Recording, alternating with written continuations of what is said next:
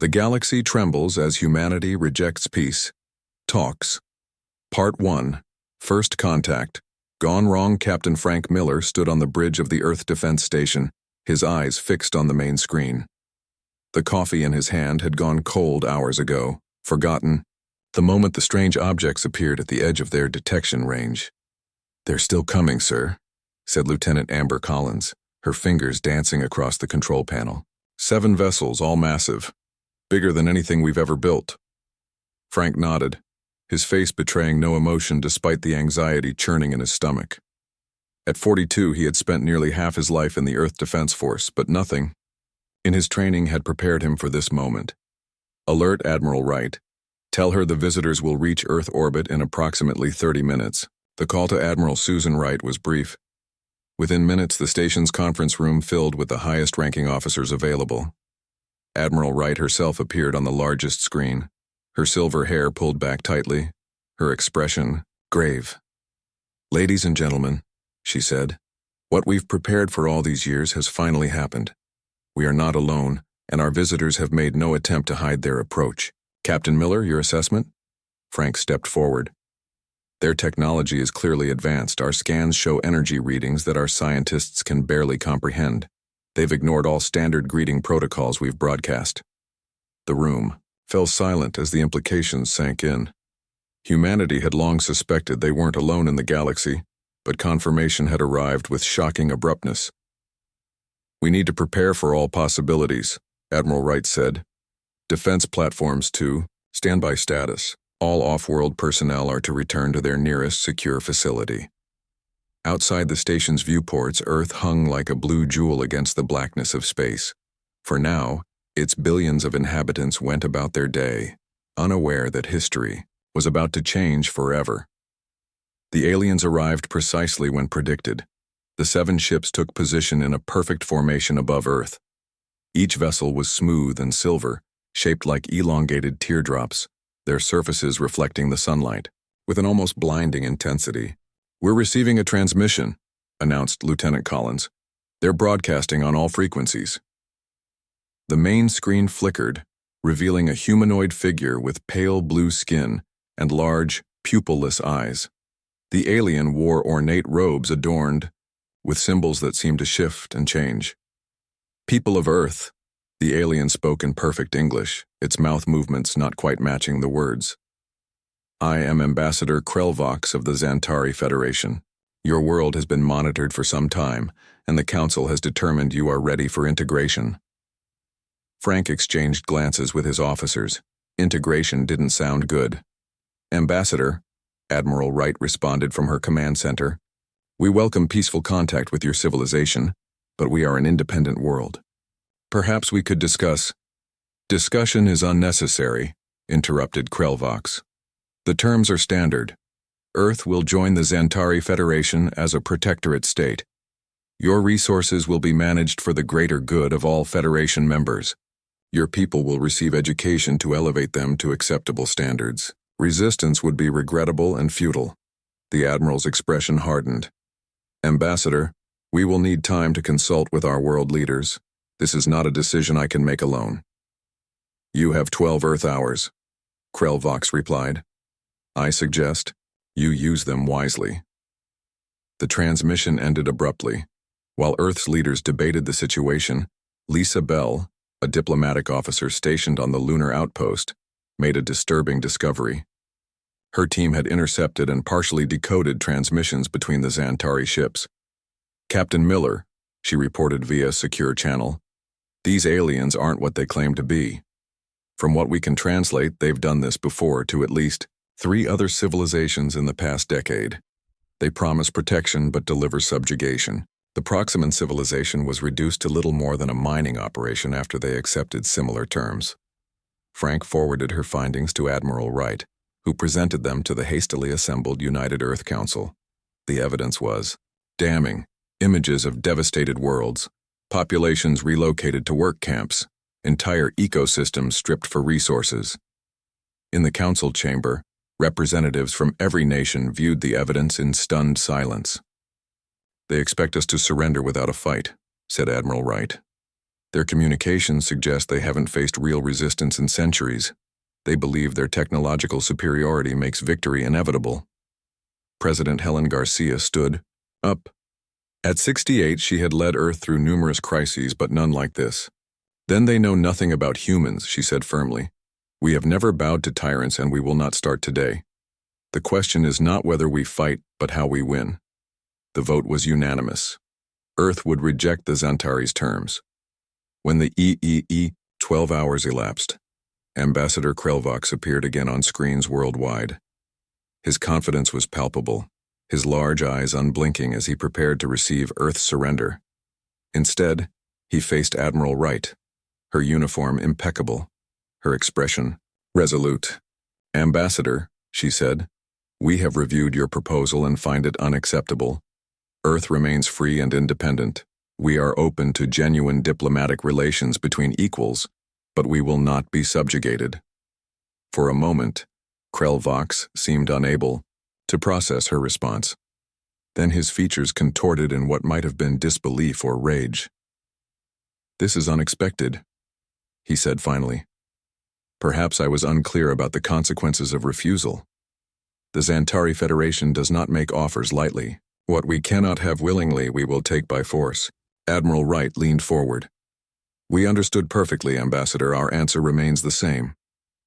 Then you choose extinction, Krelvox declared. You have 24 hours to reconsider before we demonstrate our power. The Zantari have erased civilizations far more advanced than yours from the stars. You will be just another footnote in our long history. After the transmission ended, an urgent message arrived for Captain Miller. It came from Chief Scientist Alan Rodriguez at the Mars Research Facility. Captain, said Alan, his face excited despite the grim situation. Tell the Admiral we're ready.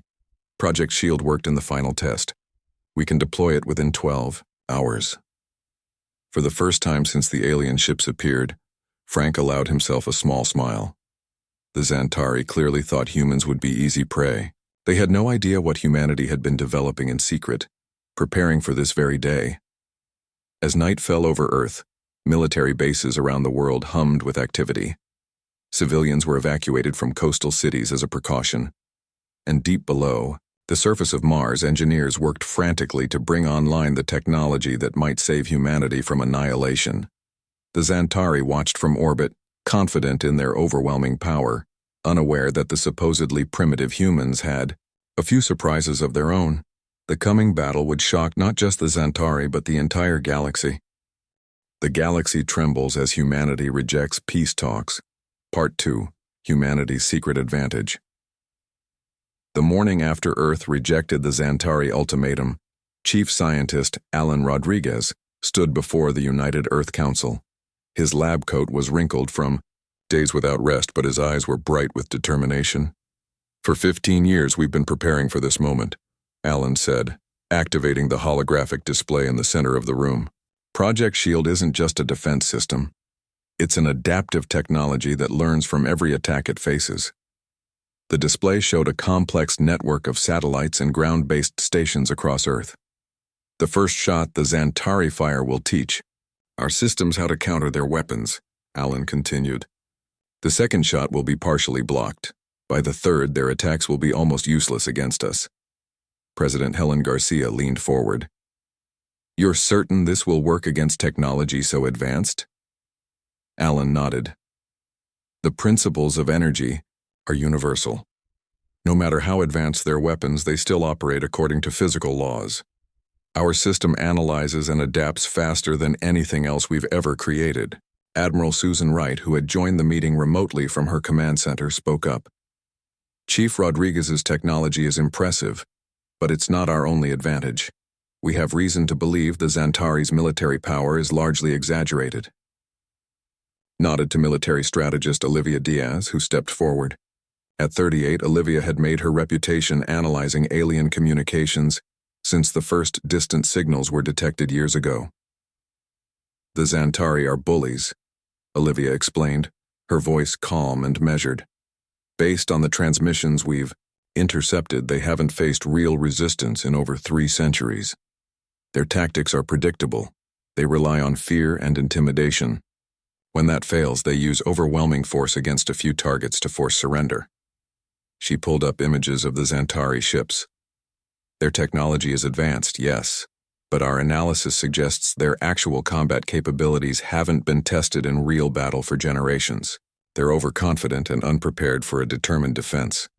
The council members exchange glances, hope beginning to replace fear in their expressions.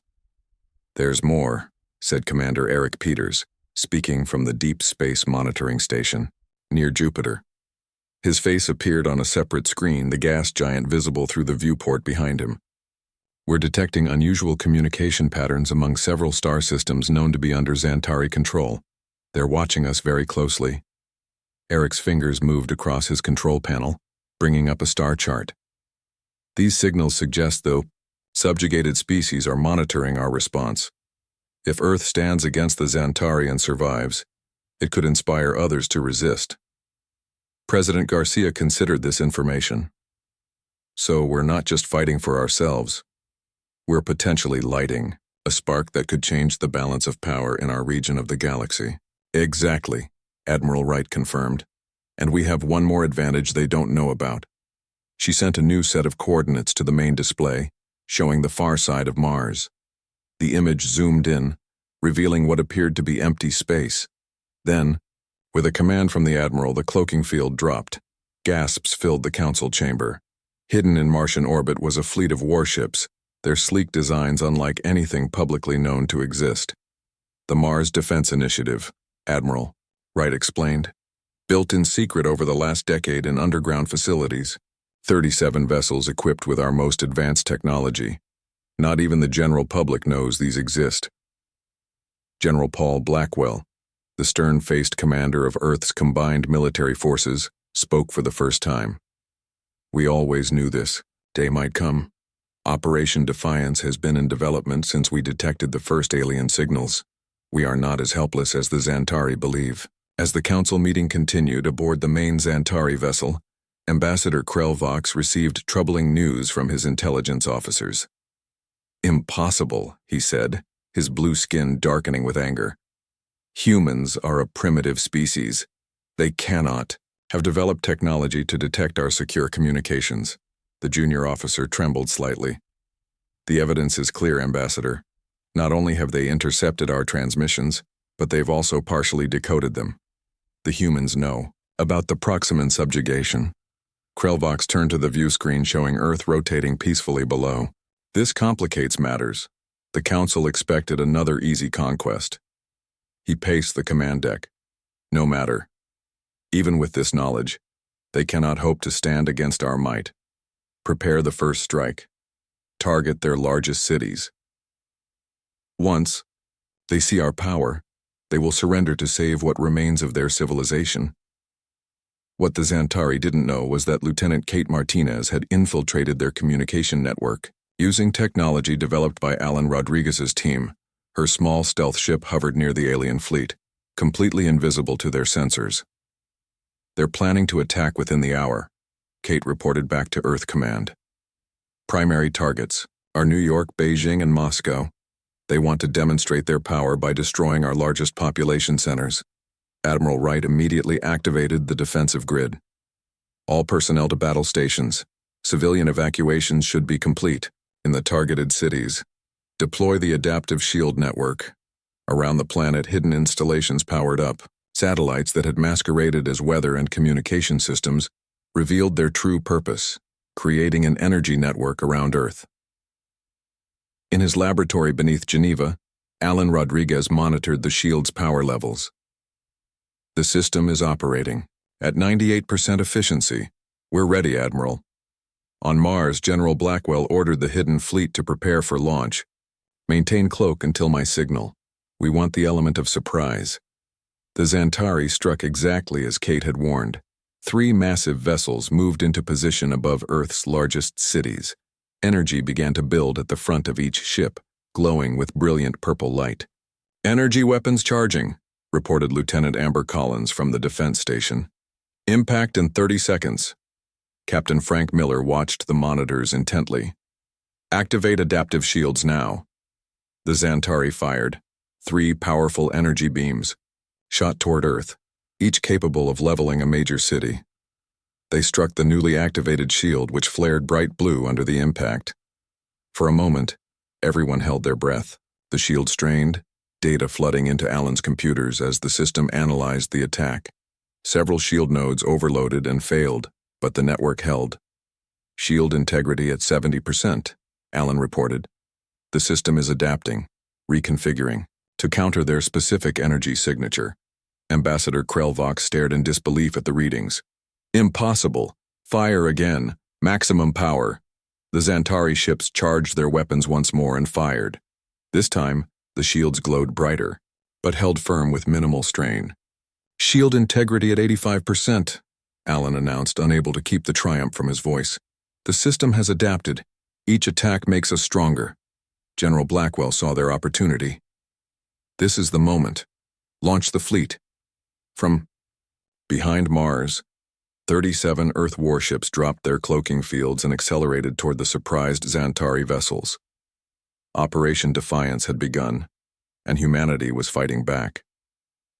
The galaxy trembles as humanity rejects peace. Talks Part 3, The First Strike. The hidden Earth fleet emerged from behind Mars like avenging angels, their engines burning bright against the darkness of space. On the bridge of the lead ship, Defiance, Captain Greg Hammond felt a mix of fear and determination. All ships attack pattern Delta, he ordered. Remember your training. These aliens may have advanced technology, but they haven't fought a real battle in centuries. The Xantari were still reeling from the failure of their weapons against Earth shields when the human fleet appeared on their sensors. Alarms blared throughout their vessels. Ambassador, a Xantari officer reported, panic in his voice. We detect multiple human warships approaching. Their technology should not be possible for their development level. Ambassador Krelvox gripped the command rail, his blue skin turning almost white with shock. Impossible. Our intelligence indicated they had no space combat capability. Lieutenant Kate Martinez smiled from her hidden position near the Xantari flagship. Her stealth ship, the Vengeance, remained undetected as she continued gathering critical information about enemy systems and transmitting it back to Earth. Their shields operate on a rotating frequency, she reported, sending the pattern now. Our weapons can be calibrated to penetrate during the microsecond gaps between rotations. On Earth, Admiral Susan Wright received this intelligence and immediately forwarded it to Captain Hammond's fleet. You have the advantage, Captain. The Xantari are confused and unprepared. Strike now. The Earth fleet split into 3 attack groups. Hammond led the main force directly against the largest Xantari vessel. The ships moved with precision that spoke of countless hours of training. Weapons locked on target, reported Hammond's weapons officer. Ready to fire. Fire. The Earth ships unleashed a barrage of advanced missiles and energy weapons, precisely timed to hit the Xantari shields during their vulnerable moments. The alien vessel shuddered under the impact. Explosions bloomed across its silver hull. Back, on the defense station orbiting Earth, Captain Frank Miller watched the battle unfold on the main screen. They never expected this, he said quietly. They thought we would be easy prey. Lieutenant Amber Collins nodded. The Xantari are sending distress signals to their home worlds. They're calling for reinforcements. The battle intensified as the Xantari recovered from their initial shock. Their remaining ships formed a defensive formation and returned fire. Energy beams sliced through space, some finding their marks on Earth vessels. 3 human ships took heavy damage, but the majority pressed the attack. Captain Hammond's ship rocked as a Xantari beam grazed their hull. Damage report. Minor damage. To decks 3 and 4, his first officer replied. Shields holding at 60%. Their weapons are powerful, but they're not coordinating their fire effectively. Hammond nodded grimly. They're used to enemies who surrender, not those who fight back. All ships continue the attack. Focus fire on their main engines. The Earth fleet executed a complex maneuver, surrounding one of the Xantari capital ships. Their concentrated fire overwhelmed its defenses. The alien vessel's engines exploded in a brilliant flash, leaving it drifting helplessly. On her stealth ship, Lieutenant Kate Martinez continued gathering intelligence. She intercepted a transmission from the Xantari flagship. Central Command. This is Ambassador Krelvox, the alien was saying, his voice tight with restrained panic. The humans have unexpected capabilities. Request immediate reinforcements. These primitives are fighting back. Kate smiled grimly as she relayed this to Earth Command. They're calling us primitives, but they're the ones losing. The battle raged for another hour. Earth's smaller, more agile ships darted between the massive Zantari vessels, striking with surgical precision. Captain Hammond's strategy was working perfectly. Rather than trying to match the aliens' raw power, the human fleet exploited their tactical weaknesses. A second Zantari ship erupted in flames as its power core failed. The massive vessel broke apart, debris scattering across space. A cheer went up from the crew of Hammond's ship. "Don't celebrate yet," he cautioned. "We still have 5 enemy vessels to deal with." But the tide had clearly turned. The Zantari, never expecting serious resistance, had no effective battle plan. Their ships began to retreat, pulling back to regroup beyond the orbit of Earth's moon. Ambassador Krelvox slammed his fist against his command console. "This cannot be happening. They are merely humans. How can they defeat our superior technology?" His first officer approached cautiously. "Ambassador, we must retreat. 3 ships are heavily damaged. We need time to repair and reconsider our approach." Krelvox wanted to argue, but the evidence was clear on the screens around him. The supposedly primitive humans had destroyed 2 Zantari vessels and damaged 3 others. Their own attack on Earth had been completely ineffective against the planet's unexpected shield technology. "Order all ships to fall back to the rally point," he commanded bitterly. "Send word to the Federation. Tell them," he hesitated, struggling with the humiliation. "Tell them we require additional forces to subjugate this world." As the Zantari fleet retreated, Captain Hammond ordered his ships not to pursue. "Let them go. We've made our point. Return to defensive positions around Earth." Back at Earth Command, Admiral Wright received reports from the battle. 2 enemy ships destroyed, 3 damaged, with minimal losses on our side. It's better than we could have hoped for. Diplomatic Officer Lisa Bell approached with a data tablet. "Admiral, I thought you should see this immediately. We're detecting transmissions from the Zantari ships that aren't directed at their homeworld." "What do you mean?" "They're broadcasting on frequencies used by their subject worlds. The battle was observed by at least 3 other species under Zantari control. The news of our victory is spreading." Admiral Wright's eyes widened as she understood the implications. "We're not just defending Earth, we're becoming a symbol to others." Lisa nodded excitedly. "Exactly, and there's more. I've compiled evidence of Zantari atrocities from their own data transmissions. With your permission, I want to broadcast this across all channels so everyone in this sector of space can see what they've done to conquered worlds." "Do it," Wright ordered without hesitation. Within hours, Lisa's broadcast reached across the stars. Images of devastated worlds, enslaved populations, and Zantari brutality were seen by countless beings. But more importantly, they also saw humanity's successful defense, proof that the Zantari could be defeated. As night fell over Earth's major cities, people emerged from shelters to look up at the stars. They knew nothing would ever be the same. Humanity had faced its first interstellar threat and survived. In orbit, Captain Frank Miller watched the distant flashes as the damaged Zantari fleet limped away. "They'll be back," he said quietly. "And they'll bring more ships next time." Lieutenant Collins nodded. "Yes, but they'll find us ready, and we won't be fighting alone." Miles away, on her stealth ship still shadowing the retreating aliens, Lieutenant Kate Martinez intercepted a new transmission, not from the Zantari, but from somewhere else entirely. A message in an unknown language, but the computer translation made her heart race with excitement. "Earth Command," she transmitted. "You need to hear this. Someone else is reaching out to us. The galaxy trembles as humanity rejects peace.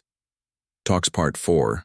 The galaxy responds 3 days after Earth's victory against the Zantari fleet. A new ship appeared at the edge of the solar system. Unlike the sleek silver vessels of the Zantari, this ship was angular and dark green, with unusual markings along its hull. Unknown vessel approaching. Lieutenant Amber Collins reported from her station. It's not Xantari design. Captain Frank Miller studied the readings. Are they showing any aggressive behavior? No, sir. They're moving slowly and broadcasting on multiple frequencies. It appears to be a greeting.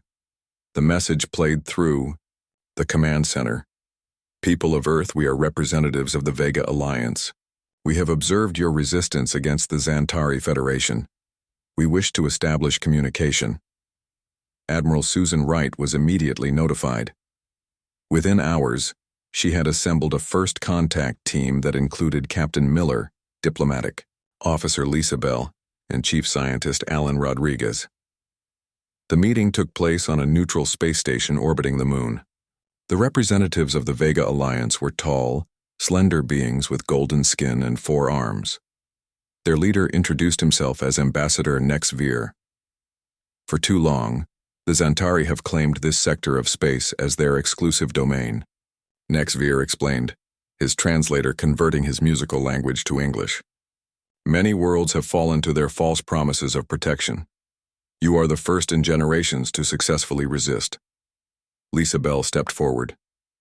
We had no choice. We discovered their true intentions before it was too late. Nex Veer's upper arms made a graceful gesture. Your victory has created ripples across the galaxy. The Vega Alliance wishes to offer technology and alliance. Together, we can stand against Xantari expansion. Admiral Wright considered the offer carefully. We appreciate your support, but we need to know more about your alliance and what this partnership would entail. As discussions with the Vega Alliance continued, another visitor arrived secretly on Earth. A small craft landed in a remote area of Wyoming, carrying representatives of the Taurians, one of the species conquered by the Xantari decades earlier. The Taurians resembled large bipedal turtles with intelligent eyes and skilled 3-fingered hands. Their leader, Elder Cole, met with President Helen Garcia in a secure underground facility. We came at great risk, Elder Cole said, his voice deep and rumbling. If the Xantari discover our mission, our homeworld will face severe punishment. But we had to come. We had to learn how humans resisted successfully. President Garcia shared information about Earth's adaptive shield technology and their military strategies. The key was preparation and understanding their weaknesses, she explained. The Xantari rely on fear more than actual strength. Elder Cole nodded slowly. For 60 years, my people have lived under Xantari control. We believed resistance was impossible. You have given us hope. Meanwhile, Admiral Susan Wright led a bold mission deep into Xantari territory. Using the stealth technology that had served Lieutenant Kate Martinez so well, a small fleet of Earthships approached a distant planet called Proxima 4. According to our intelligence, Wright told her officers, this Proximan colony has suffered the worst of Xantari exploitation. Their mines are worked by slaves, and their resources are stripped without compensation. Captain Greg Hammond, who had led the successful defense of Earth, was in command of the main vessel. Mission parameters, Admiral? We liberate the mining facilities, evacuate any prisoners who wish to leave, and demonstrate to the Xantari that Earth is not just defending itself, we're taking the fight to them. The raid was executed with precision. Earth forces disabled the Xantari guards without a single civilian casualty. When the mining slaves realized what was happening, many fell to their knees in disbelief. One Proximan approached Admiral Wright, his emaciated body showing signs of long-term abuse. Why would humans risk themselves for us? He asked through a translator. We are strangers to you. Because freedom is the right of all intelligent beings, Wright replied simply. And because every world that breaks free from Xantari control makes our own planet safer. By the time Xantari reinforcements arrived, the Earth ships had vanished with hundreds of liberated Proximans and detailed scans of the Xantari facility. News of the raid spread quickly through subspace communications. On dozens of subjugated worlds, people whispered about the humans who dared to strike back against their oppressors. On the Xantari homeworld, the Supreme Council gathered in emergency session. The 7 members, representing the original species of the Xantari Federation, were in a state of near panic. "This is unprecedented," said Councillor Vrax, the eldest member. "These humans not only resisted our initial force but have now directly attacked our holdings. Our authority is being questioned across the sector." Ambassador Krelvox, recalled in disgrace after his failure at Earth, stood before the council. "The humans have technology that should be beyond their development stage. Their adaptive shields and stealth capabilities suggest either internal innovation we failed to detect or outside assistance." "What about the rumors of the Vega Alliance contacting them?" asked another councillor. "Confirmed," Krelvox admitted, "and there are reports of Taurian and Proximan envoys visiting Earth as well." The council chamber erupted in angry voices. Councillor Vrax finally restored order. "We must respond decisively. Prepare a new delegation with revised peace terms. Offer the humans favorable conditions: temporary autonomy, limited resource tribute, cultural preservation. They will see through such obvious deception," warned Krelvox. "It matters not," replied Vrax coldly. "The offer merely buys time while we assemble our full battle fleet. No single planet, regardless of its unexpected capabilities, can withstand the combined might of the Xantari Federation." Back on Earth, Captain Frank Miller met with Lieutenant Kate Martinez, who had continued monitoring Xantari communications from her stealth ship. "They're preparing a massive assault," Kate reported, showing him the intercepted transmissions. "At least 30 capital ships, possibly more. They're calling in vessels from every corner of their territory." Frank nodded grimly. "And they're sending a new peace delegation first, trying to lull us into a false sense of security." "Exactly. The delegation is already on its way, but the battle fleet won't be ready for another 2 weeks." Frank studied the data. "That gives us time to prepare and to strengthen our new alliances." In a secure facility beneath the Rocky Mountains, Chief Scientist Alan Rodriguez and his team worked tirelessly with engineers from the Vega Alliance. Together, they were developing a technology that would change the nature of space warfare forever. "Quantum displacement is theoretically possible," explained the Vegan scientist, his golden fingers manipulating a holographic display. "Your understanding of subatomic principles is impressive for your developmental stage." Alan smiled. "We've had good motivation to advance quickly. Will it be ready in time?"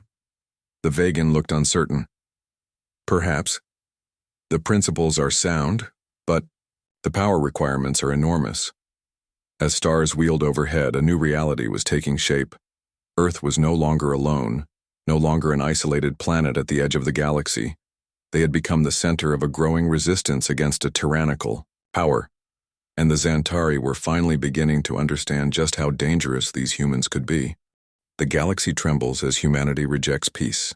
Talks Part 5. Humanity sets the terms. 2 weeks passed quickly as Earth prepared for the coming Xantari assault. The new peace delegation had arrived, offering terms that seemed generous on the surface. Earth could maintain limited autonomy, keep most of its resources, and preserve its culture, in exchange for joining the Xantari Federation as a protected world. President Helen Garcia listened politely to the offers, neither accepting nor rejecting them.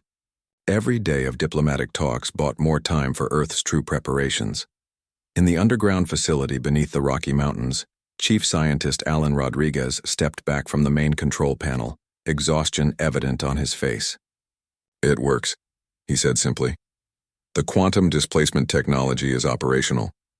General Paul Blackwell, who had been overseeing the project, allowed himself a rare smile. "You're certain?" "We've run every possible test. The Vegan scientists confirm our results. We can now instantly transport our ships to any location in space as long as we have the precise coordinates." The general nodded. "Then it's time to implement the final phase of Operation Defiance. Alert Admiral Wright."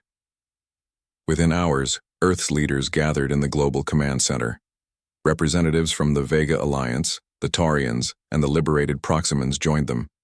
On multiple screens, secure communications showed leaders of other species who had secretly joined Earth's coalition.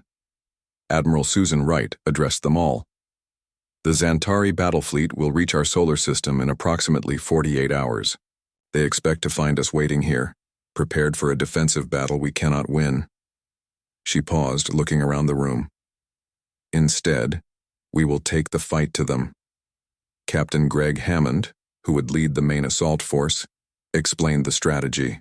Using the quantum displacement technology, our ships will appear simultaneously in 7 key Zantari systems. We will target their military infrastructure only, avoiding civilian casualties. Meanwhile, continued Lieutenant Kate Martinez, our allies on subjugated worlds are prepared for coordinated uprisings. The Taurians, Proximans, and Centauri will throw off their Zantari overlords the moment our attack begins. President Garcia stood.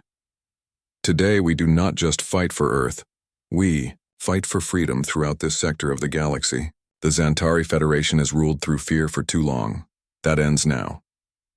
As the final hours ticked by, the Zantari battle fleet approached Earth with supreme confidence. From the command deck of the massive flagship, Fleet Commander Draz surveyed the tactical display showing their overwhelming force, 30 capital ships and dozens of support vessels. The humans have been clever, he told his officers, but they cannot stand against this fleet. Their resistance ends today. What the commander didn't know was that Earth had already evacuated its ships from the solar system. When the Zantari fleet arrived, they found only automated defense platforms and a single communication buoy. The buoy activated as soon as Zantari ships came within range. Admiral Wright's face appeared on screens throughout the enemy fleet. Attention, Zantari forces. Earth rejects your terms. Instead, we offer our own. Immediate liberation of all subjugated species and reparations for damages caused by your false federation. You have 1 hour to respond. Commander Draz laughed along with his bridge officers. They are either mad or desperate. Where is their fleet? Do they expect us to surrender to empty threats? Exactly 1 hour later, with no response from the Zantari, Operation Defiance began.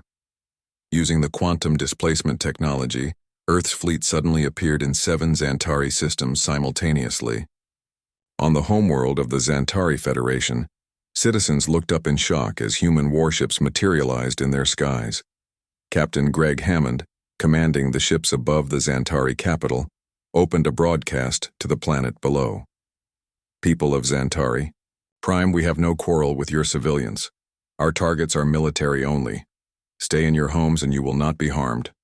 True to his word, Hammond's ships launched precise strikes against military headquarters, weapon caches, and fleet control centers. The Zantari defenses, caught completely by surprise, fell quickly. Across the Federation, the same scene played out. Earth ships appeared from nowhere, neutralizing military targets with surgical precision.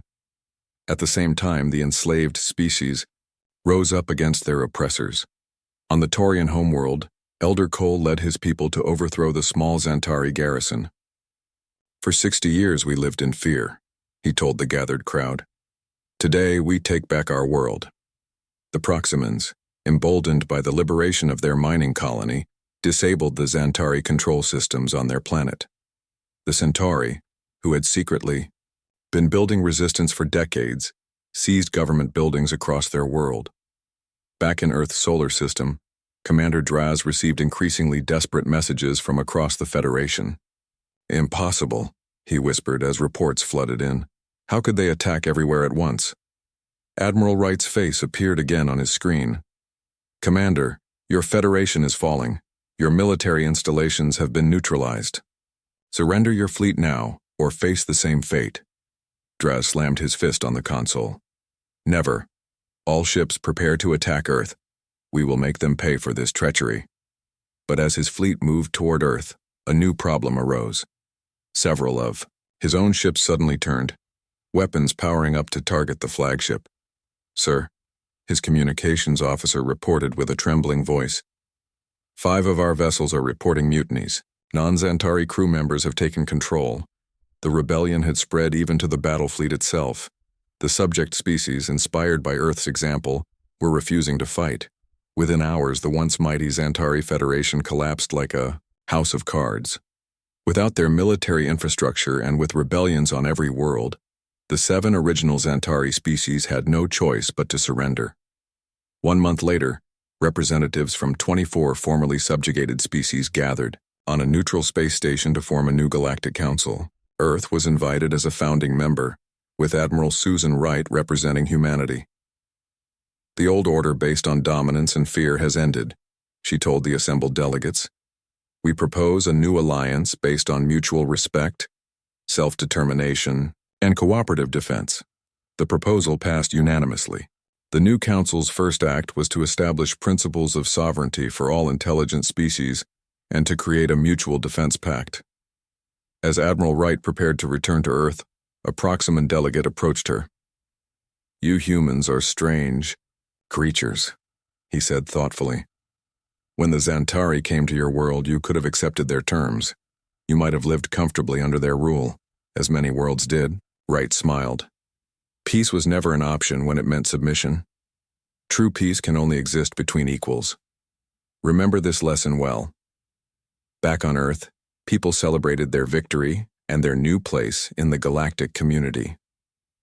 Schools taught children about their alien allies, and cultural exchanges began between worlds. Captain Frank Miller stood on the observation deck of the space station, looking out at the stars. Lieutenant Amber Collins joined him, following his gaze. What do you think happens now? She asked. We build, Frank replied simply. We learn, we explore. The galaxy is much bigger and more complicated than we ever imagined. And much more dangerous? Frank nodded. Yes, but we've shown what humanity can do when challenged. I think other species will remember that. Across the galaxy, they certainly did. On 100 worlds, beings of all forms studied humanity with a mixture of admiration and wariness. The species that had refused to submit, that had broken a centuries-old empire in weeks, that had freed a sector of the galaxy from tyranny. They were not to be underestimated. The once mighty Xantari had learned this lesson too late. The galaxy had entered a new era, where freedom was valued above false stability, and where a small blue planet named Earth had unexpectedly changed the course of history for countless worlds.